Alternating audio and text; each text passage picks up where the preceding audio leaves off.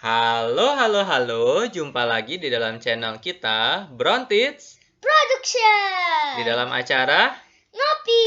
Ngobrolin Perkara Iman. Nah, hari ini kita akan membahas dengan sebuah pertanyaan. Apakah mujizat, bahasa roh, nubuatan merupakan amanat agung Tuhan Yesus? Felix tahu nggak amanat agung itu apa? Tidak. Amanat agung itu adalah sebuah perkataan atau perintah atau pesan terakhir yang seringkali orang sebutkan pesan terakhir yang Tuhan Yesus berikan kepada para murid dan kepada gerejanya. Itu disebut sebagai amanat agung. Nah, itu seringkali digambarkan seperti orang yang mau meninggal dan kemudian dia memberikan pesan terakhir. Nah, amanat agung itu seperti ini miripnya. Nah, pertanyaannya adalah amanat agung itu adalah atau dimuat di mana? Di dalam Kisah Para Rasul pasal yang pertama ayat 6 sampai ayat yang ke-8. Felix akan baca. Maka bertanyalah mereka yang berkumpul di situ, Tuhan, maukah Engkau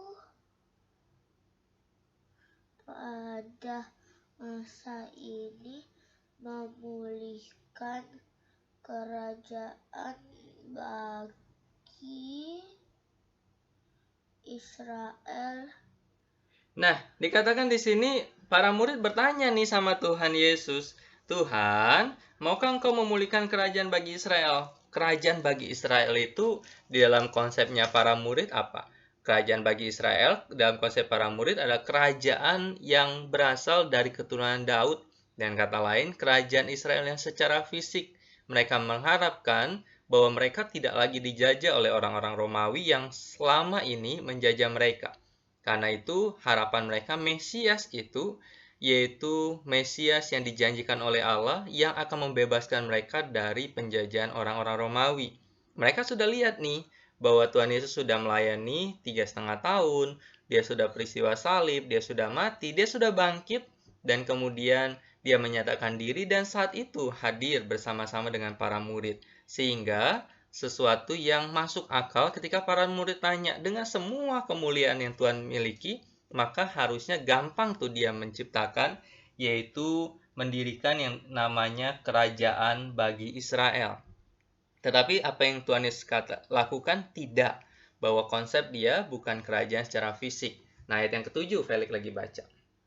Jawabnya, engkau tidak perlu mengetahui masa dan waktu yang ditempatkan pada sendiri menurut kuasanya. Nah, dikatakan bahwa engkau itu nggak perlu tahu bahwa seperti apa sih konsep Bapa dan seperti apa kerajaan yang Bapa ingin berikan kepada orang-orang Israel. Dan kita tahu kerajaan itu bukan kerajaan fisik, yaitu kerajaan Allah yang nanti di dalam pada akhir zaman dinyatakan kepada manusia yang percaya kepadanya. Nah, ini ayat yang ke-8 amanat agung. Tetapi kamu akan menerima kuasa kalau Roh Kudus turun ke atas kamu,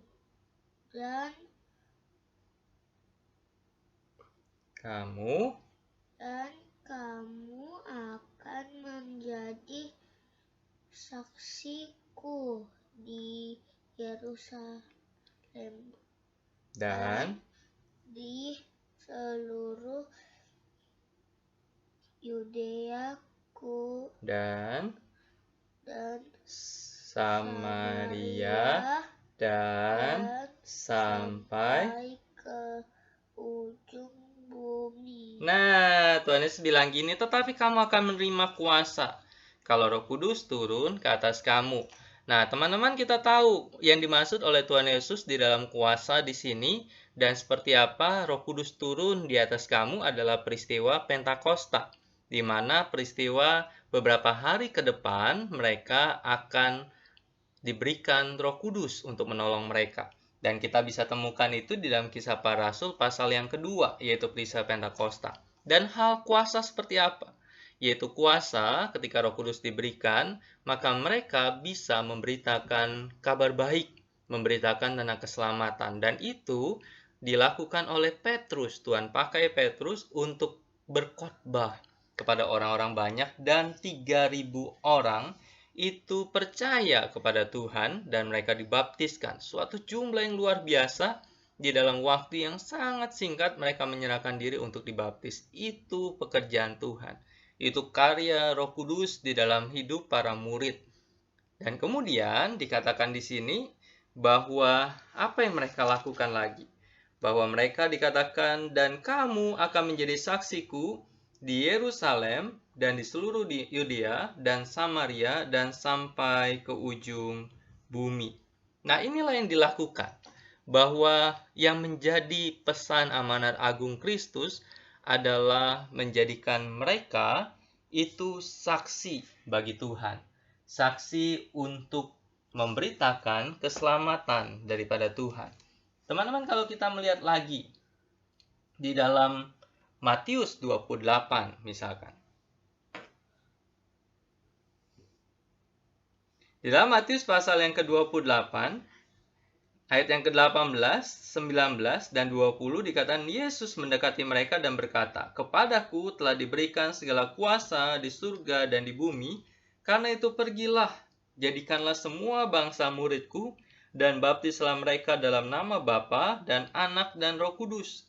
Dan ajarlah mereka melakukan segala sesuatu yang telah kuperintahkan kepadamu, dan ketahuilah aku menyertai kamu senantiasa sampai kepada akhir zaman." Inilah amanat agung Tuhan Yesus, yaitu menjadikan orang-orang untuk menjadi murid, membaptis mereka, dan kemudian mengajar mereka untuk melakukan segala perintah, dan di dalam semuanya itu Tuhan menyertai.